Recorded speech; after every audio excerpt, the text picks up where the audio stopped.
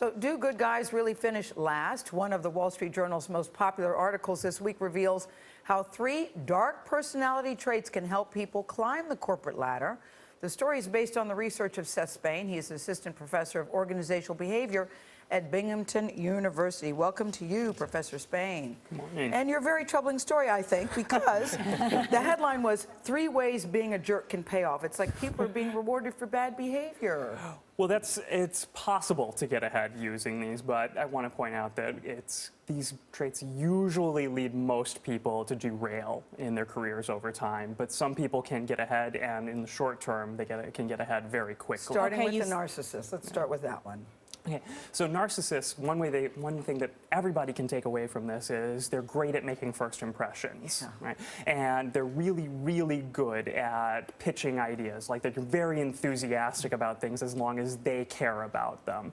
So, say you're in a startup and you want to make a pitch to a venture capitalist. If you have a narcissist on your team, that's probably the person that you want to make the pitch. But over time, they tend to poison their relationships because it's all about them. And so if you want someone to maintain the relationship with that investor, you probably want to move to someone else. The next trait is manipulation. How do you say that's useful in terms of getting ahead? Yeah, so manipulative personality, or what we call Machiavellians, they're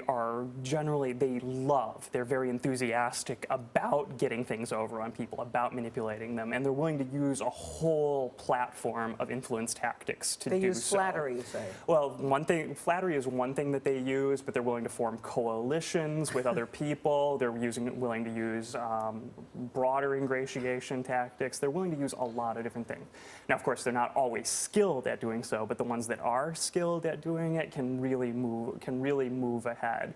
But people do tend to pick up on the manipulation over time, and that can be very, very off-putting. And the last one you say is an antisocial personality. How does that make sense? I mean, if they want to make a good impression, if they want to talk and sell these ideas, how is antisocial? Well, when we say antisocial, we mean that in the opposite of being pro-social, right? Not in terms of being like, I don't like talking to people. These are people who are very, very motivated to fulfill their own goals, their own agendas. They don't really care about other people. It's probably the darkest of the 3 personality traits that we're talking about here, but they're risk takers, right? And they're impulsive about it. So when they want something, they're going to do what they can to achieve it quickly. So if the risk pays off, then it's good for them, but it has a downside. So how can we be helped, Professor, by knowing about these types of people? And what should we do about it? Well, I think on the one hand, people can learn from these behavioral strategies. So, well, if you just sort of have these personality characteristics, it's just sort of what you do. It's habit. It's natural for you. What's the dinner party trick that you have where you can uncover this if you're people that are at your house? Well, people who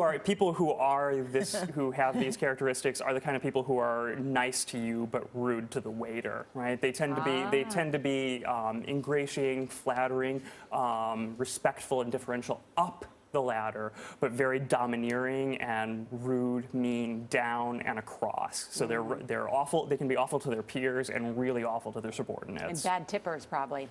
I wouldn't be surprised.